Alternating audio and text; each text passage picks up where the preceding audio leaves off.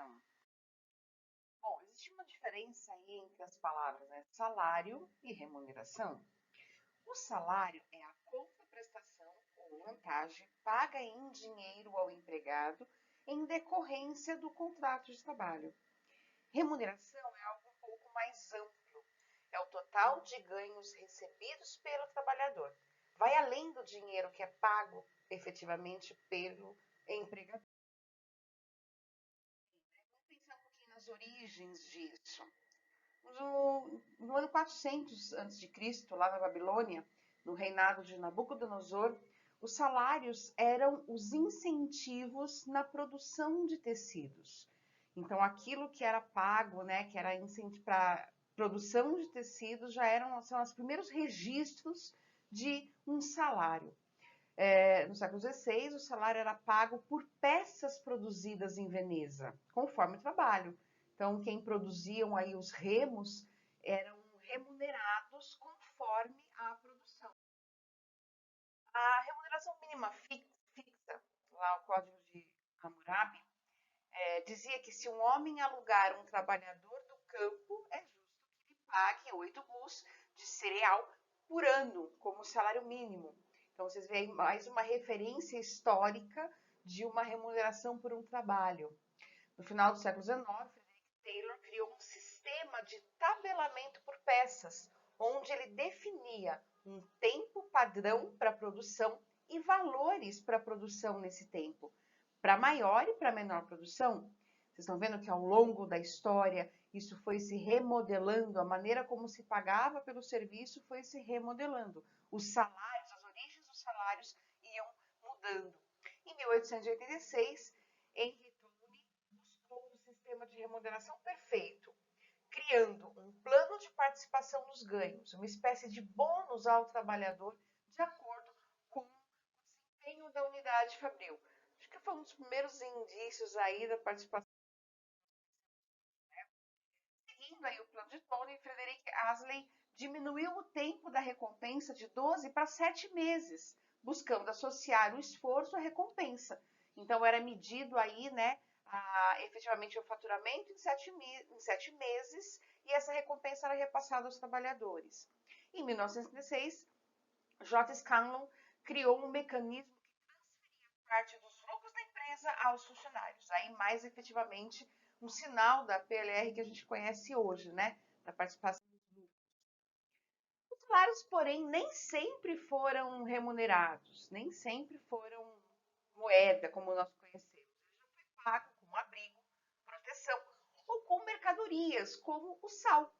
Salário vem do latim salarium, que é o pagamento em sal. Então, originalmente, os salários eram pagos com sal. O sal era uma moeda de troca muito importante antigamente, né? Então, a remuneração era muito utilizada através do pagamento através do sal. Na vida moderna, o salário é uma forma que o indivíduo usa para vender o seu trabalho. Este deve atender às necessidades deste indivíduo. Então, o salário, ele deveria atender às necessidades básicas do trabalhador.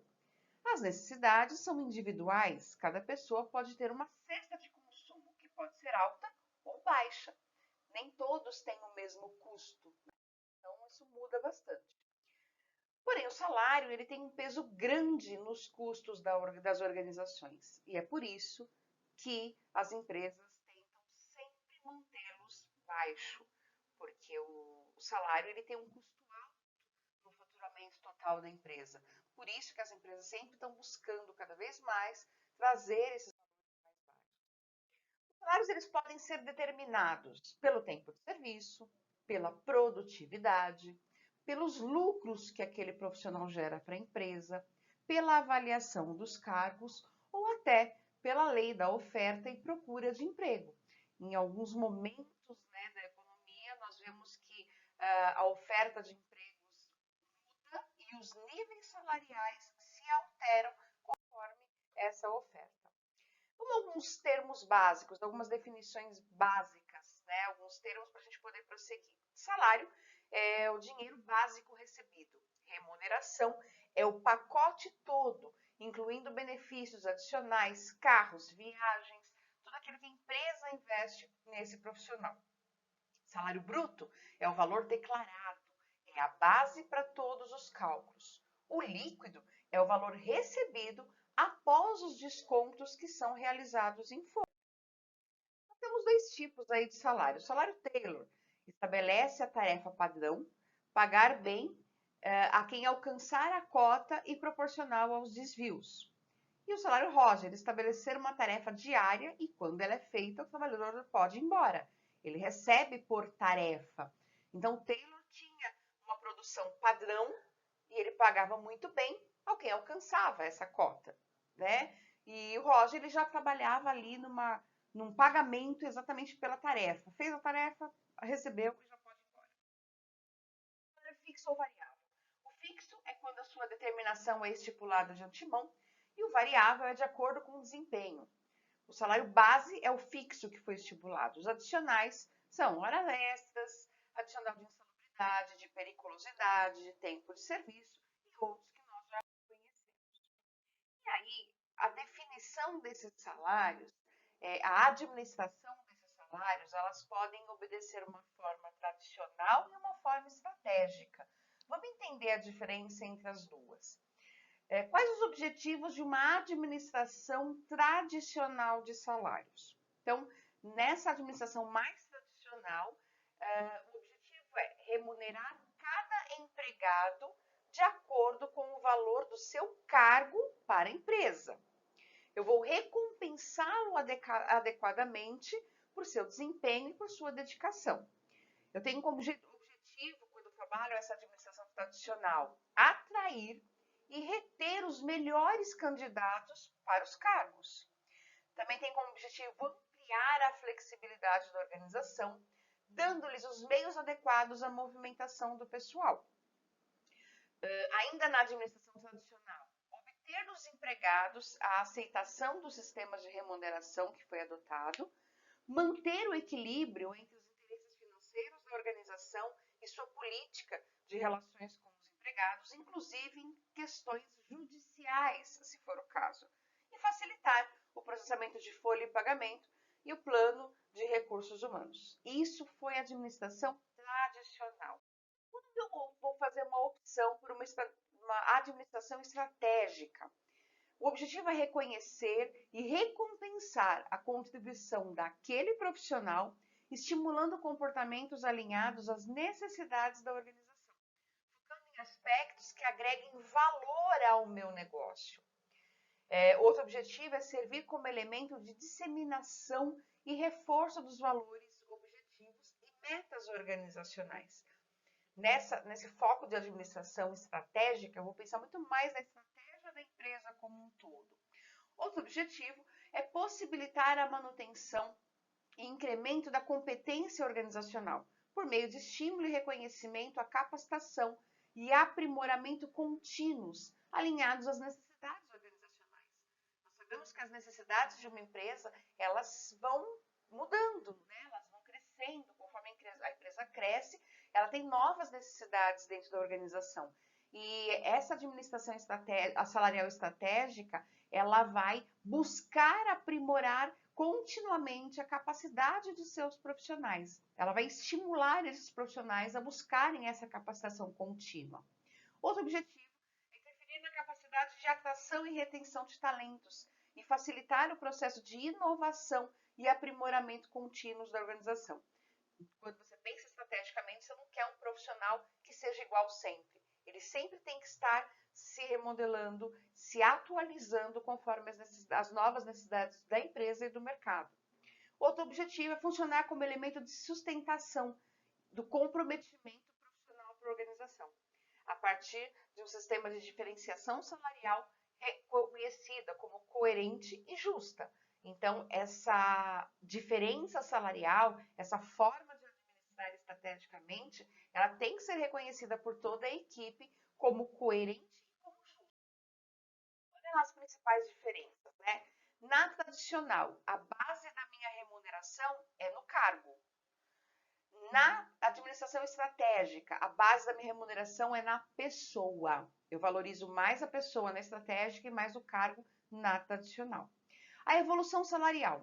Quando eu trabalho com uma administração tradicional, os salários aumentam por meio simplesmente de promoções. Então, cada cargo tem um salário. Eu só vou aumentar o salário se eu tiver uma promoção. Quando eu penso estrategicamente, os aumentos de salário ocorrem por meio de certificação de habilidades.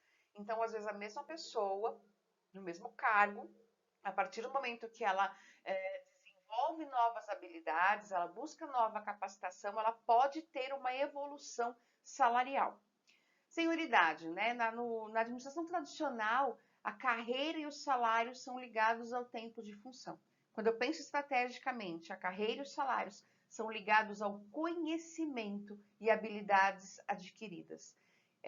Como o meu foco é a pessoa, conforme essa pessoa adquire aí o conhecimento, as habilidades, ela vai se tornando maior autoridade naquela função e vai sendo reconhecida financeiramente por isso. E a avaliação salarial, como que é feita essa avaliação? Na administração tradicional, as funções e cargos são avaliados de acordo com o nível de responsabilidade, a amplitude de comando e a formação que é exigida. Né? Quando eu falo de uma avaliação salarial numa administração estratégica, o salário ele compõe a soma dos valores e das habilidades. Então, olha lá. No sistema estratégico, o foco no alinhamento do esforço individual com as diretrizes organizacionais. Então, nessa empresa, eu vou pensar como é que esse indivíduo está crescendo, se desenvolvendo de acordo com as diretrizes da minha organização. Ele está crescendo da mesma maneira, no mesmo nível de necessidades da organização? Ainda no sistema estratégico de remuneração, a orientação é para os processos e para os resultados. Então, o foco é pensar no resultado que esse profissional está trazendo à minha empresa. O favorecimento de práticas participativas e o desenvolvimento contínuo.